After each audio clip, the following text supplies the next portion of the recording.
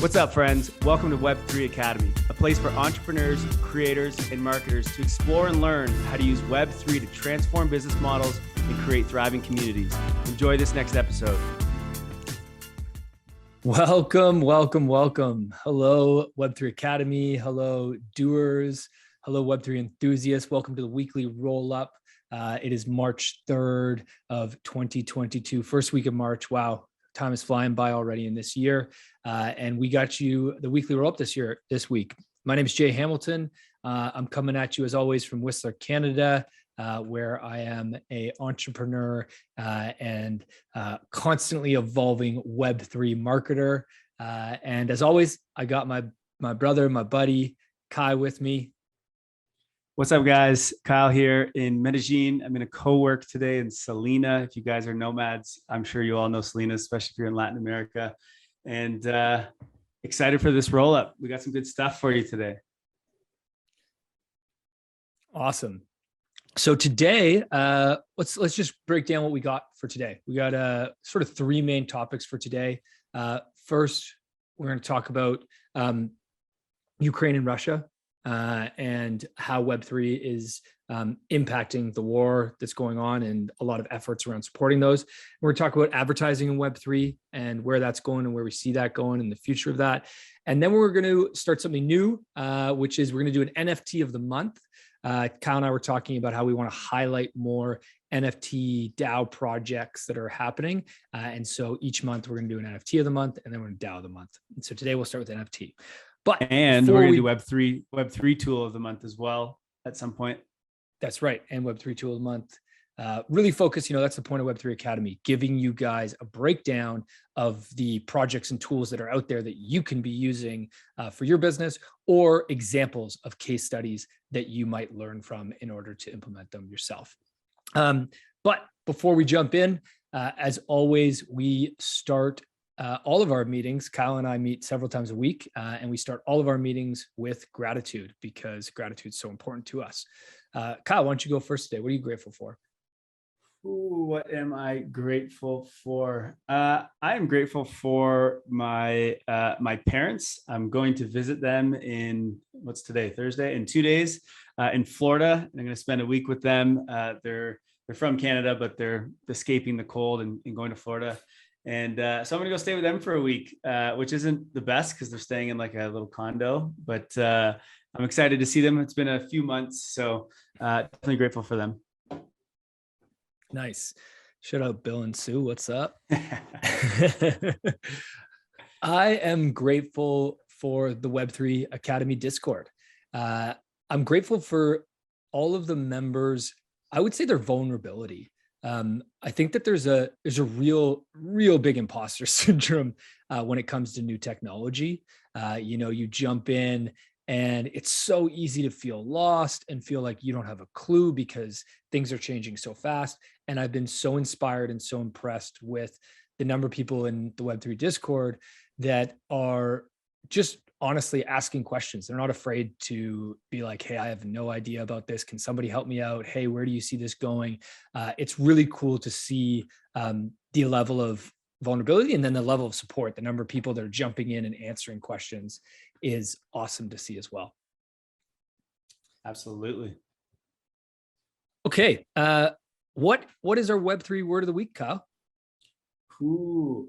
The Web3 word of the week is actually more than one word. I don't know if I'm allowed to do that, but I think it's not a saying, it's a term, but it's product market fit. I think right now, not more than ever, but Web3 is finding a product market fit for a lot of people and on a global stage. And that really excites me. And when I say that, it's basically what we're going to talk about here with Ukraine and Russia and what's happening there. Crypto is playing a big role in multiple different ways. And that's why I say this word, because crypto has so many product market fits and it keeps finding them over the last few years. And it's like, there isn't just one thing that this thing does. It does so many. And every time it finds a new product market fit, it onboards a bunch of new people. Then it finds the next one, it onboards a bunch of new people. And you just see this chart of wallet addresses going up and up and up and up because there's NFTs and DeFi and DAOs. And then there's, cross-border payments and blah, blah, blah. And it's just like, as more things get unlocked, more people find out about Web3, and then it just enters people into the ecosystem, and then it's just so seamless from there. So yeah, that's my words. It's a term, so we'll allow it for this week. Sweet. All right, well, let's jump into the roll-up. First topic, we got a bunch on this one, is Ukraine, Russia. We're not going to dive into the geopolitical situation or the war situation, although our thoughts are with everybody that's over there. Obviously a challenging time. But what we want to focus on is how is Web3 helping? And like Kyle said, what are the new innovations and product market fits that are coming out of this opportunity when you have a global situation where there's so much need? Absolutely. So first thing we have up on the screen here is a gentleman named Artyom Fedosov, and he's from Ukraine, lives in Ukraine. And basically what he tweeted out was, my Ukrainian credit cards don't work anymore. I'm safe physically in Kazakhstan, but all my savings are gone. Crypto is the only money I still have. And today I can say without exaggeration that Bitcoin, ETH, and NFTs are going to save my life while I can't come back home. And I think this isn't the only person this is happening to, but this is pretty incredible product market fit right there. Unfortunate situation, but just nice that he has, whether it's on a Trezor or a Ledger, or maybe he just memorized his 12 words, he doesn't have to carry anything or bring anything with him across the border, right? And this is true of anywhere. Like if you try to bring a bunch of cash across borders, you can't really do that. You try to bring bars of gold, well, that's very difficult to do. It's very easy to remember 12 words or just bring a tiny little hardware wallet with you, and there's all of your value that can just cruise with you.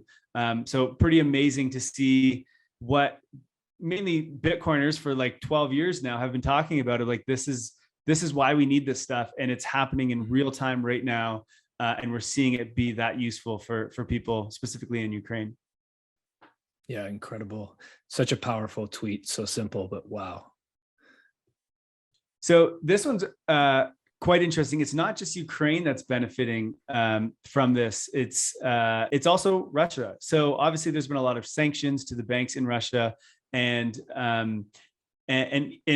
Russian citizens aren't able to accept payments from people from other countries. They're having difficulties getting money, and so crypto has played a role for them as well. And this chart here that we're looking at is the Bitcoin versus is it the Ruble, the Ruble, whatever the Russian currency is.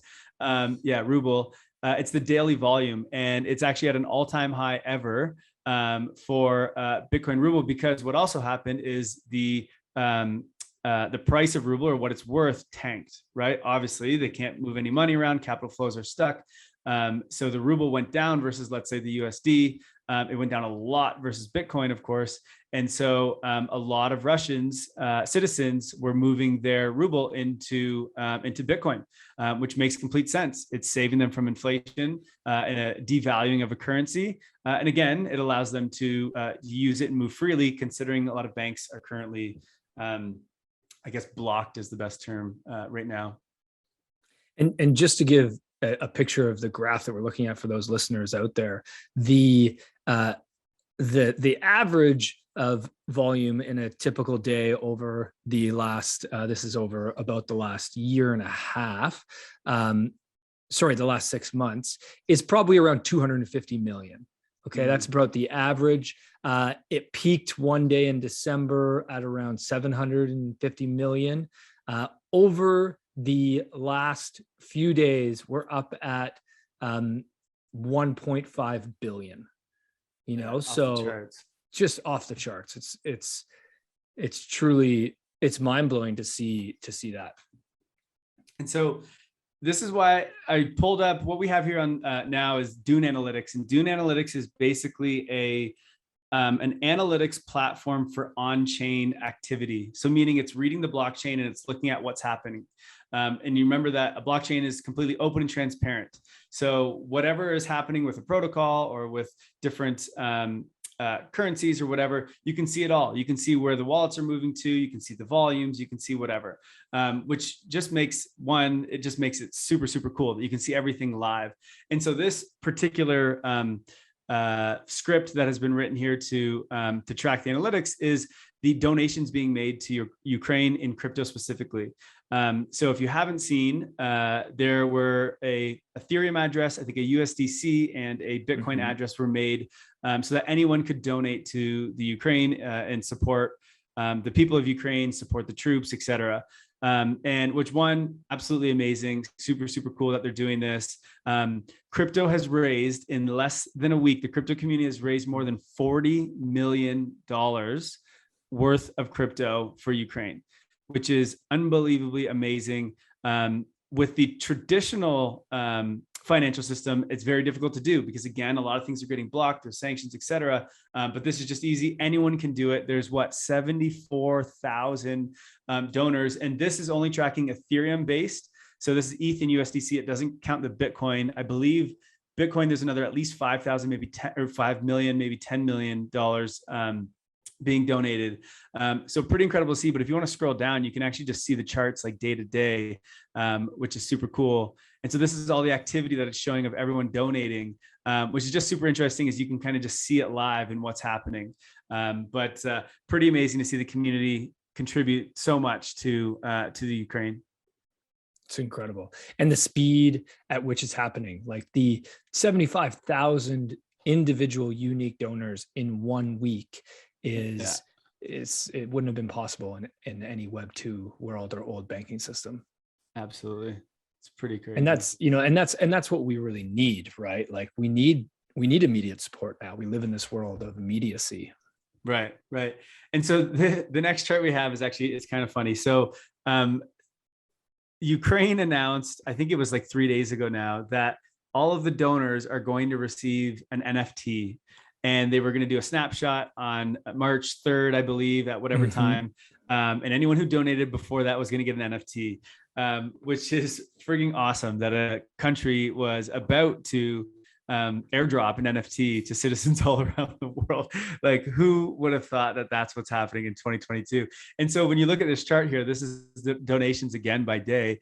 And right after they announced that they were going to drop an NFT, donations spiked by like, I don't even know, what is this, 10x, 20x every day? I think it was around like 3,000x. It was under 10. I think it was around 5 million at first. Then they announced the NFT and it like quickly went to 40 million within like 2 days. Is absolutely insane, which is hilarious how many people are trying to like farm this NFT essentially. Which, I mean, look, I won't even get into that, but like there's probably people that are like donating from multiple wallets so that they're going to get multiple NFTs, etc. But anyway, go to the next one real quick, because I woke up this morning and what happened? Tell us what happened now. All I see is everyone saying that we got rugged by Ukraine, which is hilarious. So it's basically, this is I think the vice prime minister of Ukraine just says, after careful consideration, we decided to cancel the airdrop. Every day there are more and more people willing to help Ukraine to fight back the aggression. Instead, we will announce NFTs to support Ukraine armed forces soon. We do not have any plans to issue any fungible tokens. So basically they went back on it, but it was the greatest marketing play they could have ever done, because it basically 10x their donations. I mean, look, they have more important things to deal with than trying to airdrop people some NFTs. It would have been really cool. But like, if there's anyone that can rug an NFT project right now, it's Ukraine. So go for it. Deal with what's going on. Don't worry about the NFT. But it's really funny to see how many people, not funny, to be honest, it's actually kind of bad, but how many people donated as a result of thinking they were going to get an NFT. Kind of ridiculous. But actually, there's a lot of people speculating on why they backed out. And what's interesting is a lot of people like to think it was the SEC. So the SEC has been blocking people from getting airdrops in the US because, it's a security or whatever, blah, blah, blah. And so I don't know that but this is just some people on Twitter were speculating that maybe it was the SEC and Gary Gensler was the one that didn't allow everyone to get their NFT Ukraine airdrop, but who knows? All right. Well, we got Ukraine DAO up here. Tell us about this, Kai. Yeah, so this just shows the power of Web3. I mean, the last couple of things, what we talked about is more, the benefit or the advantages of crypto as a whole. I mean, it's all Web3, but Web3 we think of are like NFTs and DAOs and social tokens, et cetera. Not necessarily just fighting inflation and moving money cross borders. That's the sort of old school, benefit. And we've really moved into a lot of new capabilities of Web3. And it's really interesting to see the Web3 community really step up here for Ukraine. And quickly, a DAO was created once Russia started to invade Ukraine called Ukraine DAO. And basically what this is just a means of getting donations. So there's two things. One, they did an auction for an NFT to collect funds for Ukraine. They also just did donations where you can just donate to them. And there's a big group in there who are basically helping them figure out what to do with the funds and get it to the right people and see what else they can do to help. And now they're very well funded. They've raised millions. I'm not exactly sure how much it was. But it just shows how cool it is that in Web3, you can spin up a DAO in literally minutes and then get millions of dollars in literally minutes to support causes like this. Like that can't happen, in Web2. It's just not possible. You can do, what's the app in Web2? Crowdfunding. Is it called crowdfunding? Kickstarter or GoFundMe? GoFundMe, right. So, I mean, yes, you can do that and it's somewhat similar, but again, it uses Swift or it uses like the old school financial system. So there are issues. And as we saw in Canada, it is centralized. So meaning the government or GoFundMe can just shut it down if they want. So they shut down $10 million in Canada for the trucker convoy. And so I'm assuming GoFundMe wouldn't do that for Ukraine, but you don't know, right? You don't know the power of other people and who they know. And so this is why we want to get rid of the centralization, because it's not if it happened to you, it's can it happen to you? And so we're able to create this in minutes and be able to fund Ukraine with no chance of it happening. And I think that's just a beautiful thing. So kudos to those who set up the Ukraine DAO. Amazing initiative. And I think one thing that a lot of people think about is when they're giving money to, somebody they don't know, right? There's obviously that part of your brain that says, hey, like how do you know what they're going to spend this money on? What are they going to use it for? Talk to us a little bit, Kai, about why giving the money through crypto enables a different flow of the money going out on the other end, and the way that blockchain allows us to see that. Right. So there's actually a tweet on this coming up, I believe, that David Hoffman tweeted from Bankless. Yeah. And I think it's the third one over. It might be one more over. Yeah. And so what's interesting here the point that he brought up is, so crypto community is not the only one that's donating to Ukraine. There are others, right? The US, there are other countries, the European countries, et cetera, that are donating to Ukraine. However, they have restrictions on what they're allowed to use that money for. And they don't get all the money right away. It either like gets streamed out and comes to them in phases. They have restrictions on what they're allowed to buy. So they can't use the money to buy weapons and things to fight back. They can only use it, for example, to buy, I think it's like humanitarian things. Now, I'm assuming that means like food and things like that, which is great. I'm not saying there's anything wrong with that. But what's really cool about the crypto aspect of it is they just got $40 million in 7 days and it's theirs, and they can literally do whatever they want with it, right? So if they need to buy weapons, right, they can go and buy weapons. If they need to buy, I don't know, tanks, they can go and buy, I don't know if you can get a tank for 40 million, but whatever it is that they need, there's just no rules. And they have the ability to do whatever it is that they need in that moment. And I think that is extremely important, right? Because the US doesn't necessarily know everything that Ukraine needs right now. Those that are in it, that are there, they might need certain things, and now they have the ability to do it. With the other ways that they're receiving money, there's restrictions. And so, yeah. Yeah. And let's be clear here, not that Kyle and I are supporting the purchase of weapons or tanks. I think that the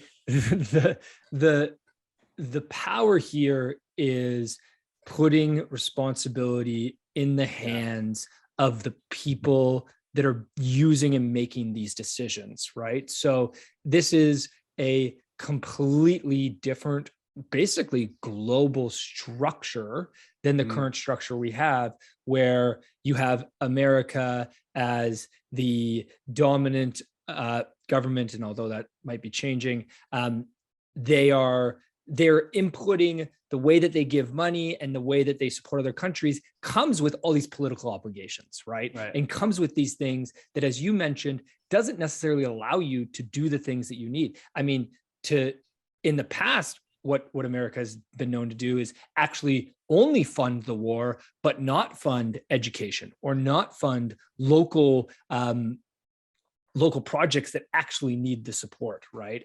And so I think there's really, this is just like, it's like civic responsibility to a new level, because you're allowing these people to make the decisions that they need to make. And then I think the other point here, and this goes back to the Ukraine DAO, is, okay, Kai, so a whole bunch of people donated to Ukraine DAO. Explain to us, and obviously I know you're not involved in Ukraine DAO, but explain to us why it's interesting that it went to a DAO with a multi-sig, and how that simple governance structure changes how you would make decisions of what to do with that money.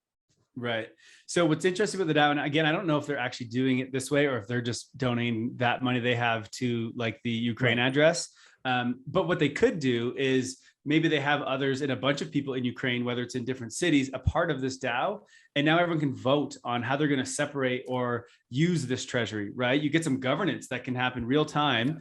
You don't have to set up like a ballot, like the old school, everyone come in and write your name down and prove who you are with your ID and blah, blah, blah. But you can have a vote inside the DAO and distribute the funds in whichever way you want. And you can do that in real time, which I think is just it's so cool. Again, I don't know if Ukraine DAO did that, but I'm sure they're doing something with governance, and I bet you they're going to create other things, and who knows what else they'll do. But yeah, I think that's super cool. I think it's truly incredible that you can, with Web3, and I love, I'm just clicking back to the Ukraine DAO page. Their tagline is using the power of Web3 tech and community to raise funds for Ukrainian organizations that are helping those suffering from the war in Ukraine. And that first part, using the power of Web3 tech and community, that's what we're all about here at Web3 Academy. And that's this potential of, okay, in a matter of a week, basically, you could start an organization, you could raise funds, you could have a vote as to how to allocate those funds, and then you could allocate those funds and distribute those funds to organizations on the ground. Like, right. That is mind blowing. It's truly incredible. Really is. I love it. Also, I got to give a shout out to the fact that there's a funny aside, and we should do a separate piece on this sometime, Kai, is I just love that you can name your own token. Right. So, we have this whole branding exercise around naming tokens now. And so Ukraine DAO has named their token the Love Token. Love token. Which is amazing. And maybe sometime, Kyle, what's your favorite token name? Oof, that's a tough one to do right on the spot. Actually, my favorite token is the Bankless DAO token, because it's called Bank. Because it's like you do some work and then you're like, oh, I just made some bank. And I don't know. I love that. I got to go with Sweet Love Potion. I got to go with Axie Infinity's token. It's Smooth Love Potion. Smooth. Excuse me. Smooth Love Potion. That's a good one. Incredible. That's a good one. Okay. Before we finish off on Ukraine, we got one more tweet up here. Tell us a little bit about Andrew Yang's tweet here. Yeah. So this was really cool. So, Andrew Wang, this is not Andrew Yang, this is Andrew Wang, who is, I actually don't know exactly who he is, but he's big in the crypto space. He basically just tweeted out and said, how can we help? And I think it was 32 hours after his tweet, they made a collection of NFTs and they minted $1 million in 30 seconds, all of which went to helping people of Ukraine. So it's just so this wasn't the DAO. This is actually separate from that, right? So these guys were able to raise $1 million by creating, I think they had an artist that created an NFT or a collection of NFTs and just immediately raised $1 million in 30 seconds, literally 32 hours after he just posed the idea of, is there anything we can do? Right. So the timing and just the speed of this stuff is it's absolutely unbelievable. And I think one thing to note is it's unfortunate that we are seeing all this and bringing this to light because of what's happening in the world right now. Right. It sucks that this is the conversation we have to be having, that this is actually happening in the real world right now. But it is nice to see that it all works and it can happen that quick. And when there's incentive to do these kind of things, people can band together this quick, and crypto allows it to actually happen, right? The old structure doesn't. And so it's amazing to see, again, the Web3 community come together, get creative and just like whip up something. And they're all different. Like this was an NFT, the other one was a DAO, the other way is just direct transfer. So it's using all of the tools of Web3, and they all worked immediately. So it's incredible. Yeah, I love a few things from this. One, in this tweet is the term the internet of value, which I think is a great term for Web3, right? That's the future that we're heading into, is the internet of value and ownership. But the biggest thing here has got to be community. And, there's a big shout out here to the Web3 community, but really there's a shout out to the world, right? Like, look what we do when we face adversity and when we can come together. It kind of goes back to your Web3 word of the week last week of hope, right? Right. We're in this time when, unfortunately, challenges and things that are unpredictable seem to be at no end, right? And I think we are headed in a direction of more challenge, unfortunately, because that's just where we're at in our world. But at the same time, isn't it incredible that we've got this optimistic community that's just so prepared to jump in and to innovate and to support? It's a powerful thing. Absolutely. I'm excited to, you can pop over the next tabs, but I'm excited to see these same ideas and things getting applied to businesses and to products and things that, make the world a better place, right? We're seeing it now happening with war, but I'm excited to see it happen just all the time with many different things, which is, that's where this is going to lead to. Yeah. And also not only on the scale, I think one thing that we often get caught up in is only thinking about the big things and the big names and the big brands that are using Web3. But one thing that is so exciting is to think about a small community using Web3. Right. The community that we might never hear about, that is doing some local fundraiser or is trying to figure out governance on a better level for their local basketball team or something like that, right? Or basketball club or babysitters club. I think I get excited about those more micro communities and the impact that this will have for them. Okay, next up, big announcement from Microsoft.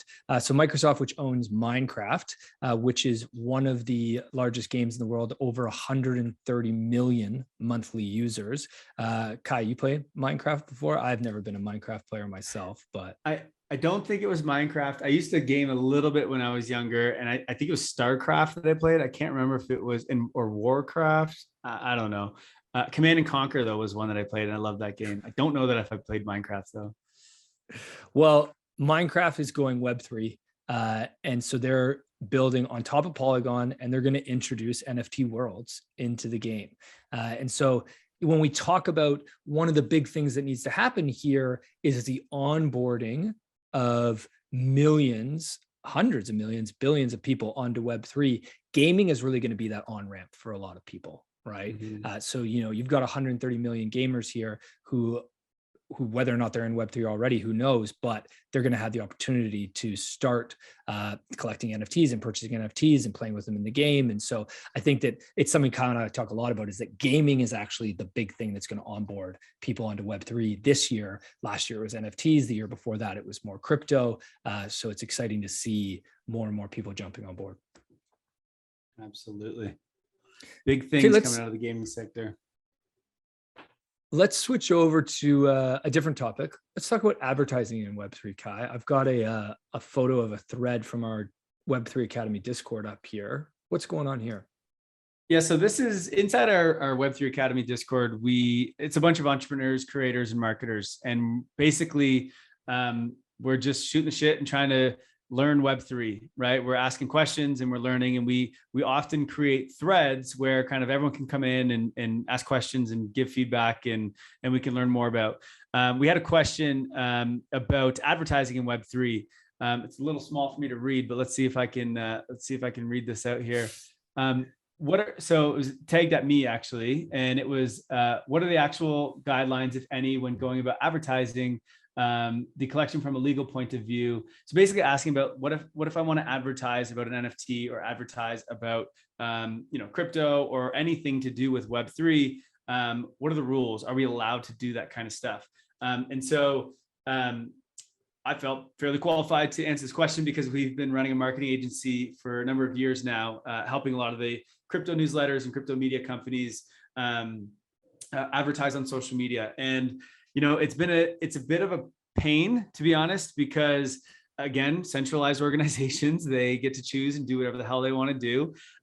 For a while there, we weren't allowed to run any ads. If you said crypto in an ad, if you said DeFi, it just wouldn't get approved on Facebook, on Google, on YouTube, etc.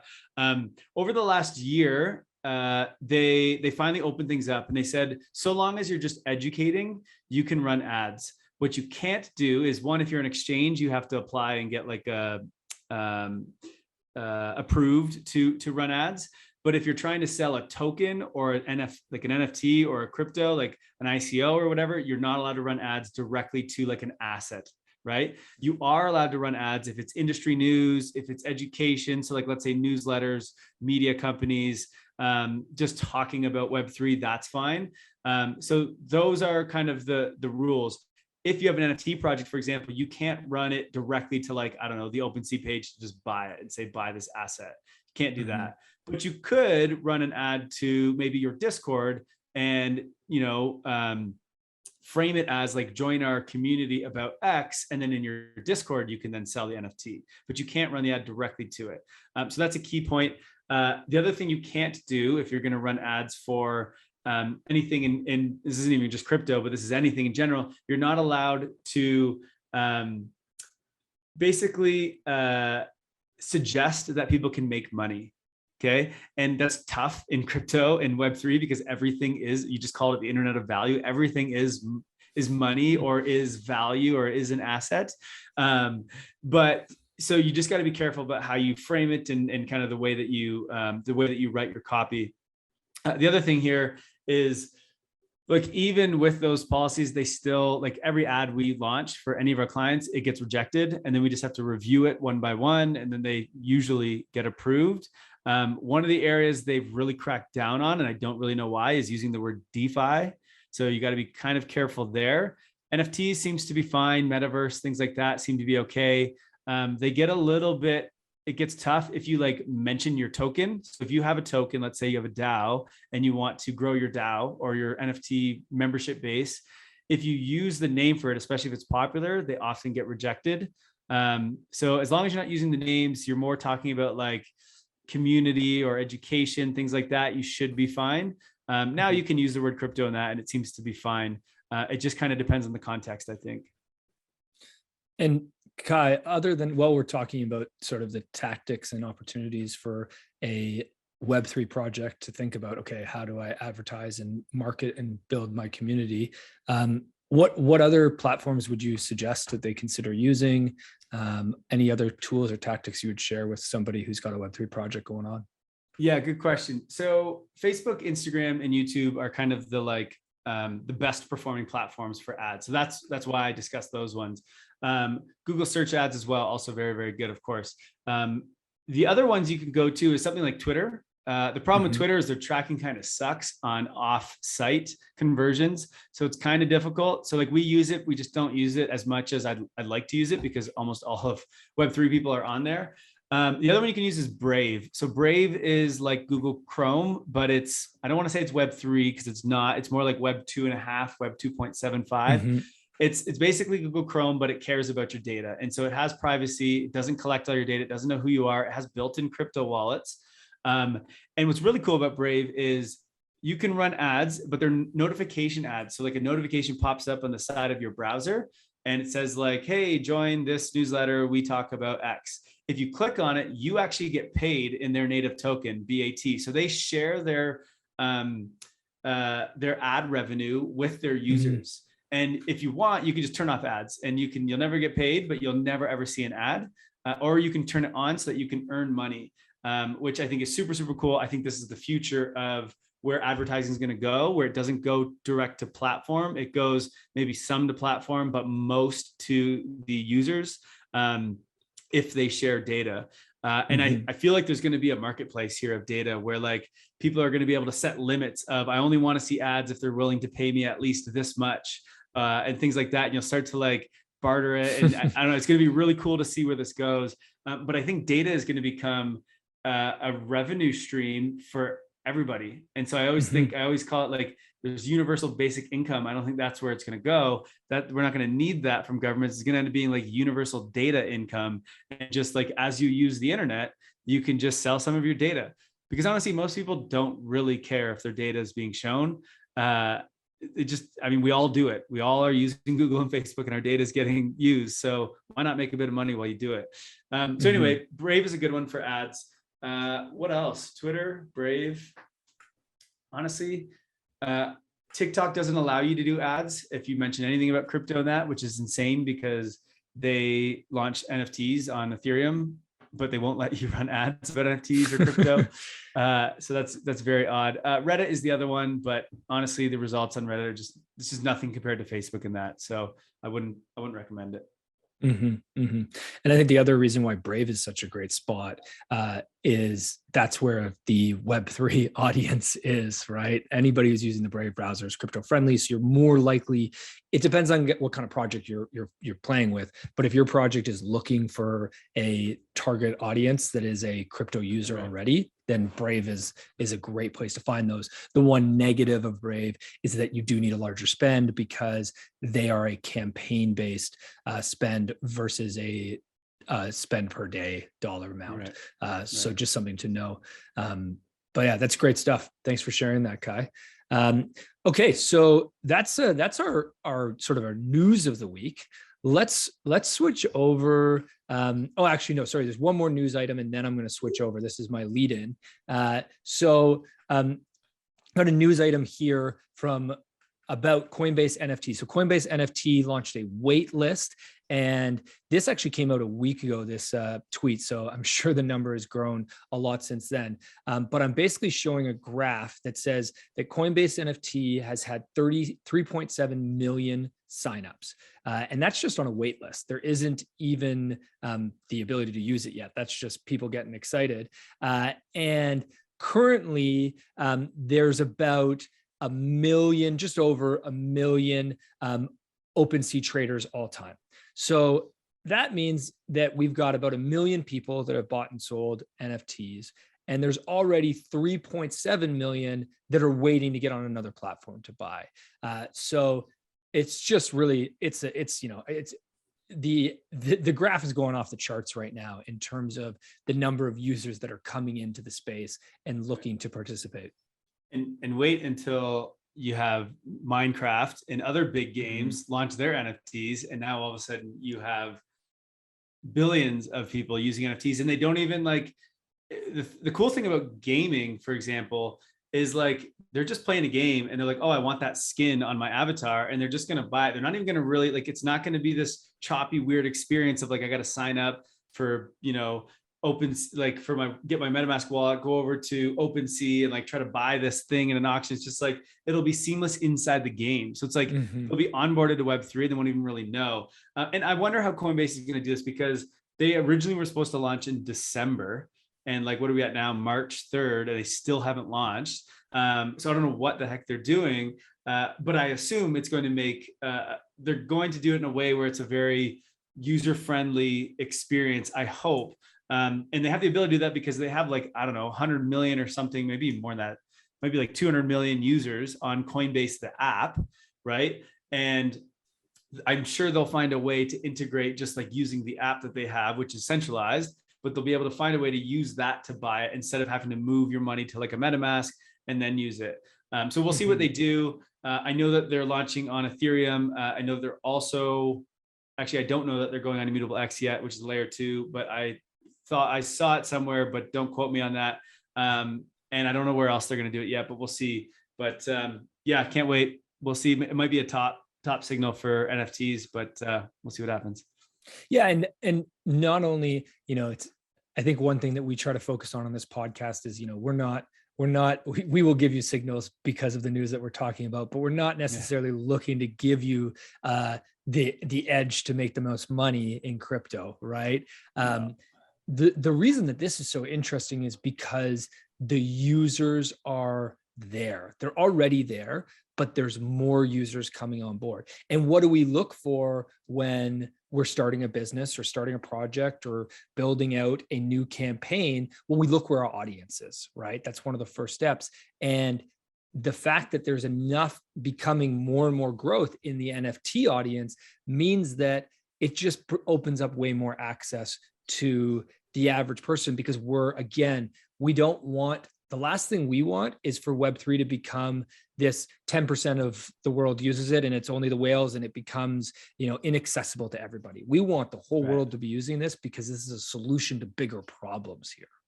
Right. Okay. So go ahead, Kai. Yeah, this is a great transition into our NFT of the week, because I want to be clear. Right now, and this is kind of why we're doing this NFT of the week.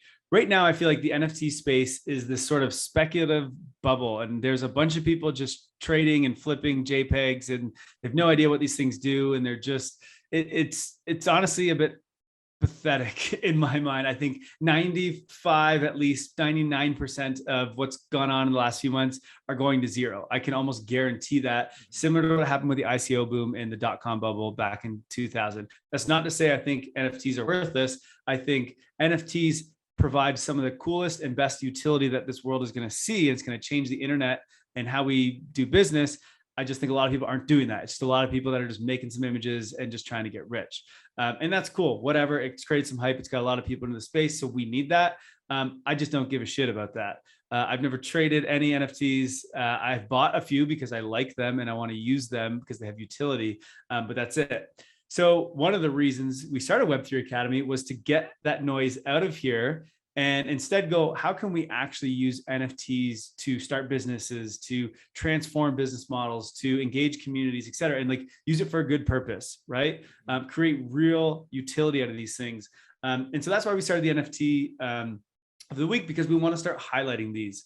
Oftentimes, these things don't get highlighted in the news. You get like people sells one for 69 million, that's all over the news, but you don't get the one where it's like, I built a business using this NFT and everyone's getting all this value. You don't really see that anywhere. So we want to try to bring those things to light, because I think that's what helps all of us learn and, come up with ideas for what we can do with our own business.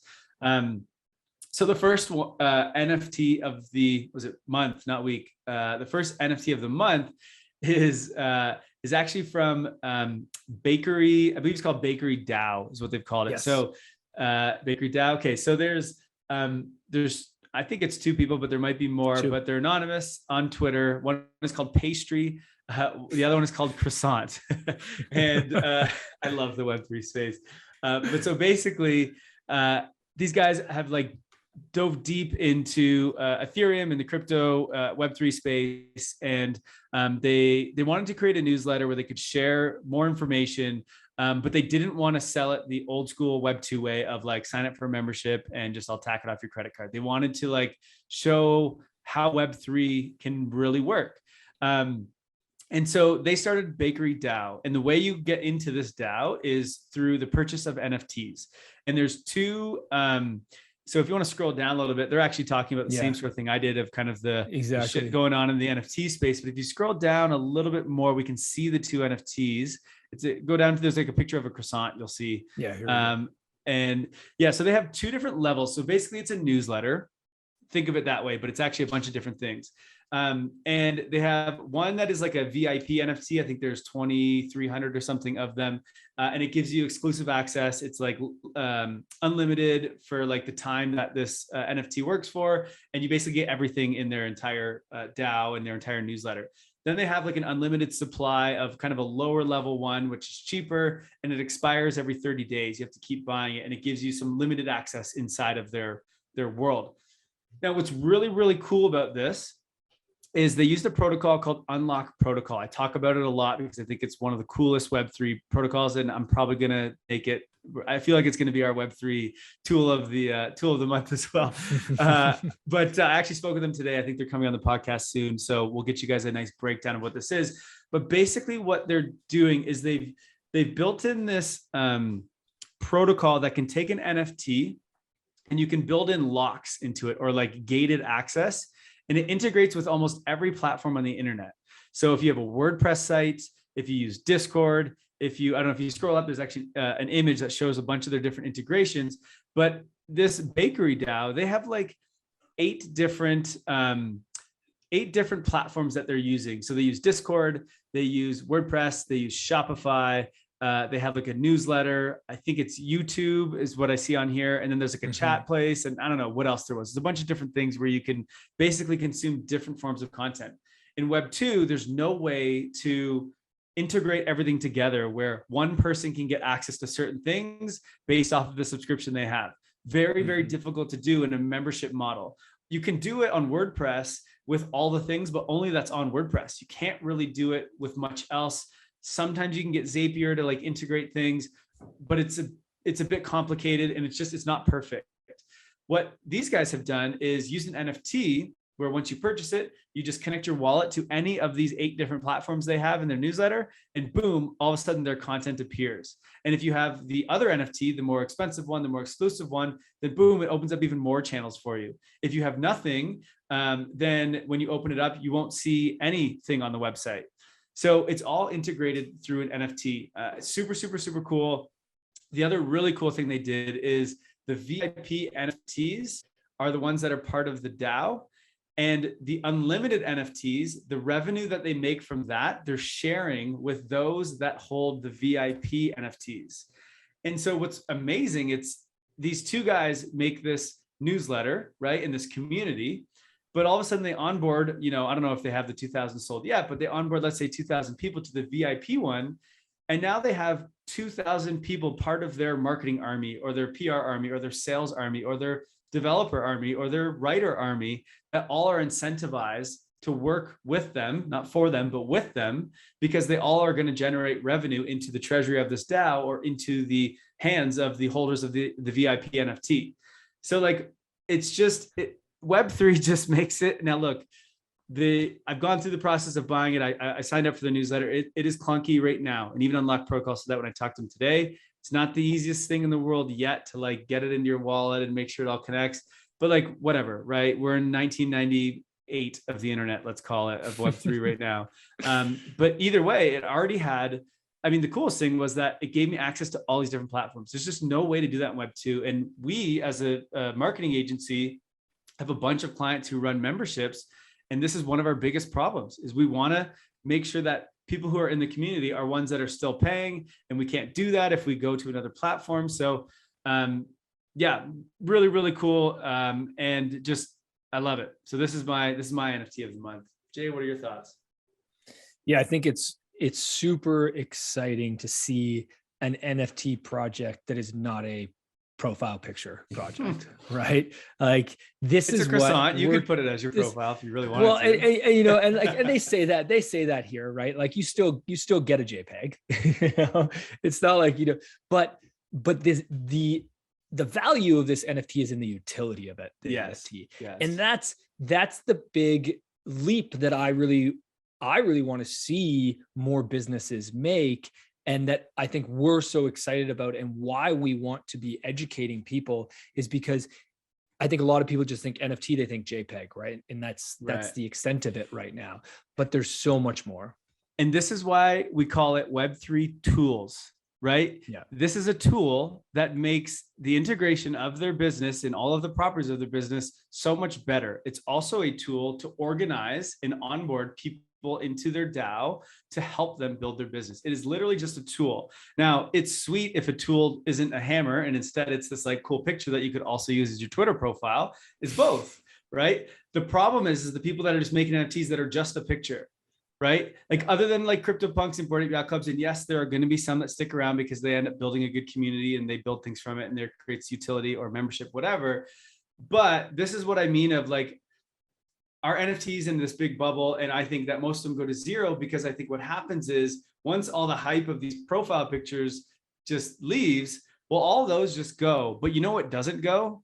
The bakery DAO stays so long as they're still writing a newsletter, right? Mm-hmm. There's a legit product with real utility. And the only way you get that product and that value is if you buy this NFT. So it doesn't matter what the markets are doing. They don't care if there's a speculative bubble or not. All they care is, do people want to learn about whatever their newsletter is? So they incorporate NFTs into their business, and I love it. And that's the way I want to see NFTs go moving forward. Yeah. And we're going to have to get Bakery DAO on the podcast so that they can really break this down, because I do think it is an incredible case study or use case for anybody else that basically has a membership-based business, right? Absolutely. If you have a membership business, you should be looking into Unlock Protocol. As Kai said, we're going to get them on the podcast in the future. There is real potential to be using your NFT as your membership access, and then grow the utility as well. Like, that's the other thing I think I get really excited for. And I just love that Bakery DAO broke it down into two sides, right? They have the unlimited supply NFT, which controls price by having an unlimited supply. That means that NFT will not change price. It's not about an investment. It's just about access. And then they have the VIP level, which, as you said, is a limited supply. There is the opportunity for an investment there, but then there's also the additional access as well. So, think about NFTs not just as an investment in a piece of art. Think about NFTs also as one of the big utilities for them right now is access. And how can you, in your business, okay, I could control access with an NFT. What does that look like? Really exciting use case. Hells yeah. Good job, Bakery DAO. Keep baking. Keep cooking those things up. Whatever. All right. Well, that's it for the weekly roll-up this week. Thanks so much for tuning in. Thanks to members tuning in Discord. Love seeing you guys in the channels and chatting. Thanks to everybody else out there listening. Would love to see you guys join the Web3 Academy Discord, or also would just love to chat. If anybody has any questions, hit up me or Kai on Twitter. We are all about learning and sharing right now, and we're at your service. We also are going to make sure to join the Discord. And if you know of any cool DAOs, cool NFTs, cool Web3 tools, let us know. I think we're going to start running some polls or ways that people can throw all their ideas in, because look, I know this one because I'm a customer of them and I've used it and I'm a fan of this. But I'm sure there's so many other NFTs or DAOs and things that are creating real world value that we don't know of. And so we really want the community here to help us. So either, I don't know, find us on Twitter and tweet at us to let us know, join the Discord and make sure you let us know there, whatever, find a way to communicate with us. We want to share more things like this, more real world utility. All right. Have a great week, everybody. Thanks for tuning in, and we'll catch you next time. I'll see ya. Thank you for listening to Web3 Academy. We hope this helps you along your Web3 journey. And if it does, please share this episode and subscribe so you don't miss the next one. By the way, if you've yet to join the Discord community, you are missing out. This is where all the magic happens. This is where we learn, where we ask questions, where we network. You want to be in there. The link to join is in the description below. And finally, a quick disclaimer. Nothing in this podcast was financial advice. Crypto and Web3 can be risky. You can literally lose it all. In fact, if you invest on account of what we say, you probably will lose it all. So don't do that. In all honesty, the point of this podcast is to remove the noise of markets and price and focus on utility and implementation anyway. So you should not take any of this as financial advice. Thank you, friends, and see you in the next one.